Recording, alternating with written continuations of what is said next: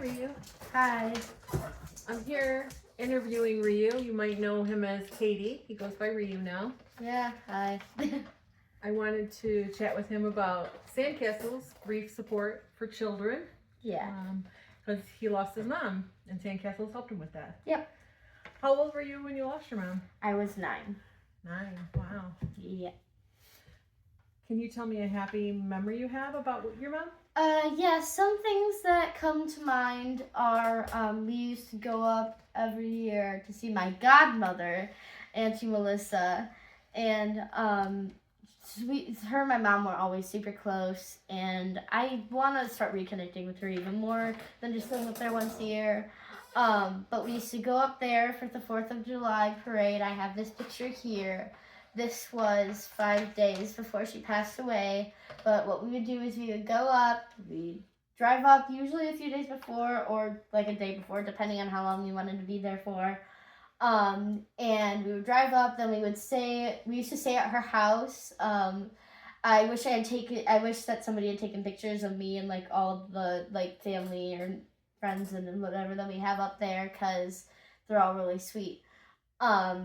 We would go up there, we would go to the parade, and then afterwards we would all go over to one of the beaches to go swim in Lake Huron, which was usually pretty warm, every now and then pretty cold. Nice, that's a good memory. It was just a really good escape. Yeah. How do you feel when you think about your mom now compared to before you started going to Sandcastles? It's easier to process now. I mean, the thing that like is the most important thing to recognize is that there are going to be good days and bad days. It's not ever going to go away. It's a process. There are some days when I wake up and I just know that, oh, it's going to be a rougher day. But it's also just having the will to pull yourself out of bed and just keep going and know that there will be easier days ahead. What are some of the things that you learned or did at Sandcastles? One of the things that was really cool that we did is we would do candles and lanterns night, where on the candles we would write things. This is worn off a little bit now over time, but we would write things on there, little drawings relating to things that either we did with the person or that the person liked. So that was one of the things we did, and we wouldn't put these in there because that's a fire hazard, but we would put little electric or little itty bitty candles inside of these, and they would light up and they would be our little lanterns, and we would place them down like the walkway of the seats and everything. Yeah, and this one actually was done by my mother-in-law, because sometimes Sandcastles actually had opened it up to the extended family, so Yeah. she made this lantern. This was the at one a that Sandcastles event. This was one of the ones that I did.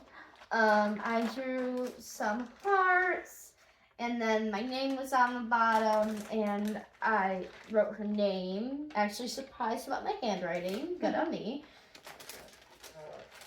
Another thing that we did,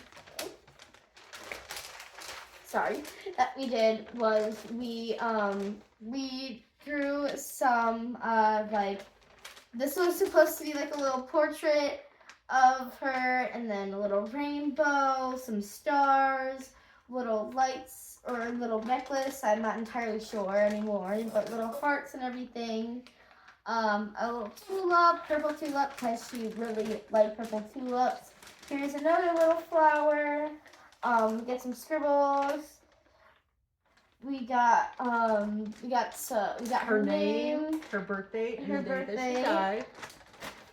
And this is all on a kite that they got to fly all together. Yeah, this was all on my So, and then you want to grab that box and show that box?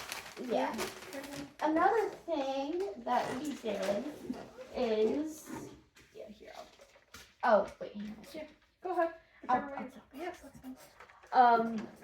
Another thing that we did is we made these little memory boxes that we could put anything that we either had from the person or did in Sandcastles, and we put like paper on them, and then we would put the stuff inside of there. On the outside of here, I put her name, and then on the inside it says memories of my mommy, and we put that inside of there.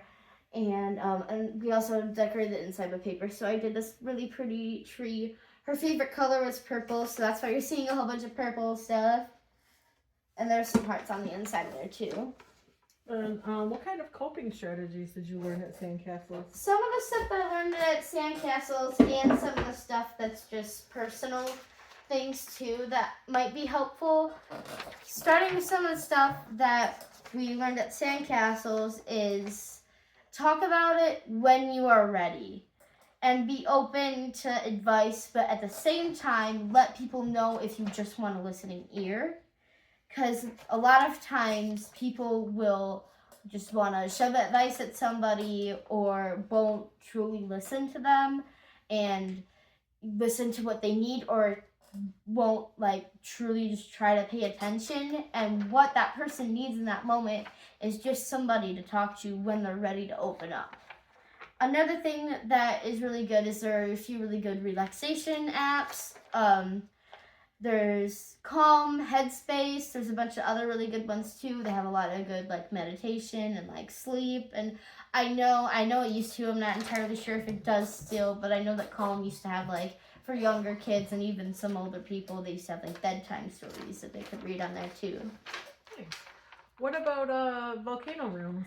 Yes, volcano rooms. That was something that we also did, and it was just a space where if you had like rough feelings like anger, confusion, or even sadness, that it was just a whole room with a bunch of like soft stuff, hard stuff, punching bags, throwing darts that like stuck onto the wall, just a whole bunch of stuff. And one thing that they taught us in there, I'm going to be using my Fox Squishmallow as a little prop, is with the soft stuff.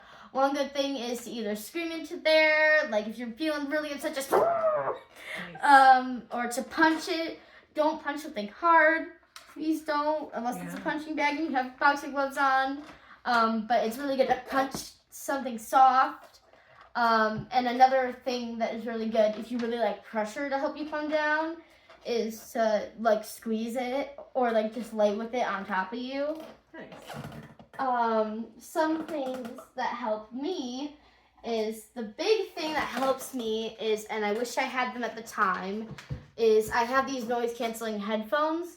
One of the things that I really struggled with when I was really hardly grieving is that there were a lot of thoughts and emotions running around in my head and a lot of noise happening around me, that I needed that isolation and I needed something to keep it quieter.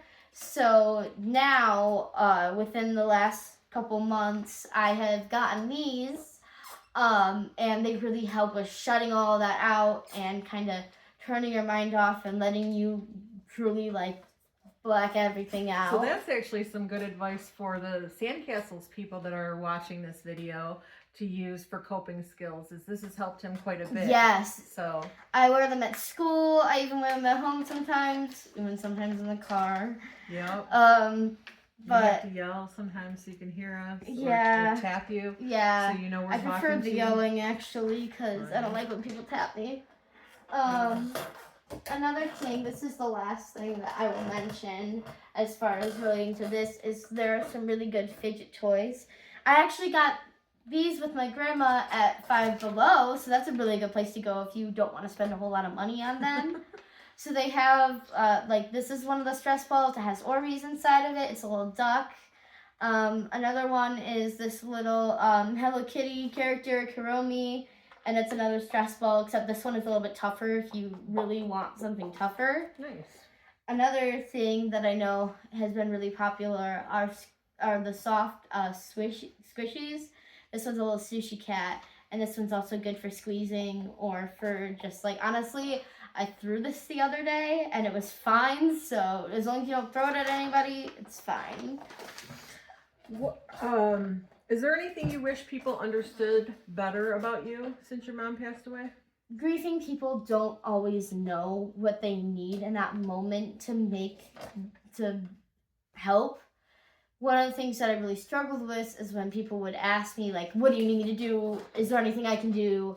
And I would say, I don't know. And somebody would either get upset or think that I just didn't want to tell them. when in reality, when I would go up to talk to someone, it was because I was ready. I waited until I was ready, but then I didn't necessarily know like what I really needed, so I would say I don't know. So if somebody says I don't know, hear them out and wait until they tell you what they do know. Like if you wanted to act something out with me, let's say like I was like feeling really down or upset and I started getting frustrated and I came to you and I wanted to talk about it, but I didn't really know what it is that you wanted to ask me. So if you wanted to do that. Yeah. So yeah, that's a really good coping skill. Or just to for wait. People to understand. Yeah, for people to understand. It kind of works in both. Okay. What are some things you'd like to accomplish or do in the future that you think your mom would be proud of? There are two main things I've considered going into. Actually, I've kind of considered going into them both.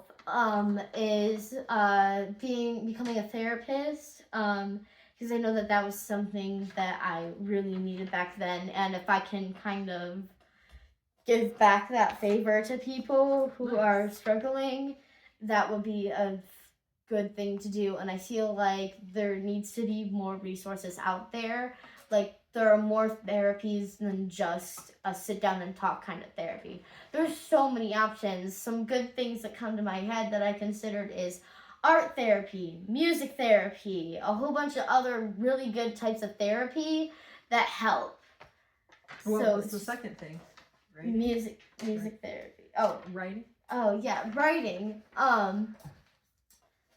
And another thing that I considered is becoming an author. I'm a huge writer. I'm actually in the process of writing her own little story.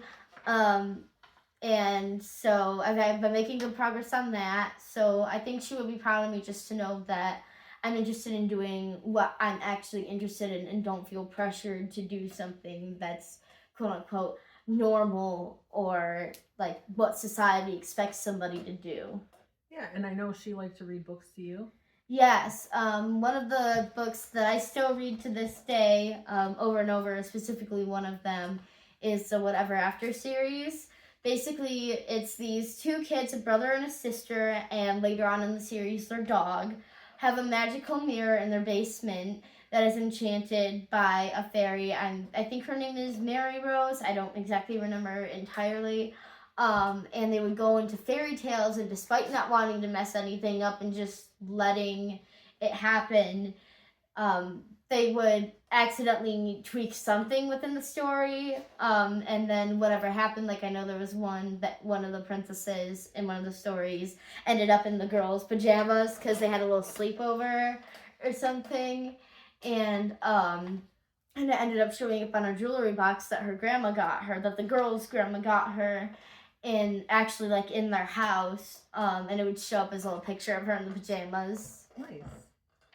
Is there anything you want to ask me about? What were some things that you guys did in your adult group? Nice. So, one thing that I do like about Sandcastles is it is a grief group for the children, but they always broke off into groups based off age. So, Ryuu was about 9, and a little, he went for a few years, and so he was in his like age-specific group. Pre-teeny. Yeah, and there were really young children there too. So you don't have to be a certain age to suffer from grief, and you don't have to be a certain age to need that help processing the grief. Yeah, I mean there were kids that were that weren't even as young as preschool that didn't entirely know what was going on because it is such a young age, but knew that there was a lacking of a presence for that girl. I think it was her dad. Mm-hmm. And she couldn't quite understand why other people like had these great relationships and everything with their dad and had always had like a dad around, and she didn't have that. So it's a good thing to start out at such a young age with trying to understand that, and it really is important to get that support, especially at that young of an age. Yes. So when the kids were in their age groups, the parents had the opportunity to go into a group with other parents who were helping their children through loss. And it could have been that they lost their spouse. It could have been that they lost their own parent. And so their child even was, dogs. Like we Yeah. have another one of those candles here. This one is of one of our past dogs. I will show you in a second. It's all crinkled up. This one is of our dog, Token. We've named all of them after characters in South Park. And so he also, unfortunately, we lost him too. Yep. And so we made a little thing for him. Yep. Did a little drawing on there and a little star and a little dog bone. So the parents had the opportunity to work on processing how the grief impacted their child. The other thing that was nice was we had dinner there once a week. So they always had pizza, which we don't get a lot of pizza at our house. We cook at home together sometimes. They had the camp for the kids. So the kids got to go away for camp. Yes. I don't know if you wanted me to share some things. I kind of remember a little bit. I don't remember much because I was so young. But what I do remember is actually a funny, just quick memory because there are really some good friendships that you can make there that I wish I had maintained. But one of my little snippet memories from there is we had to get up because... warning, it is pretty early morning, so like you do have to get up pretty early. Me and one of my friends, I think there were like 2 or 3 of us, stayed up until 7 when we had to get up at 7:30. Yeah. Actually, no, we were supposed to get up at 7 to be at breakfast by 8, and we didn't. But the latest you could wake up was 7:30. So. Yeah, it was. Thank you, Sandcastles Camp leaders, for all of that. Yeah, thanks for starting my sleep. And Sandcastles provides all of this support for children dealing with grief at no cost to the family. So that is another reason why it's an amazing organization. When you're going through that tough time, the last thing you need is another expense.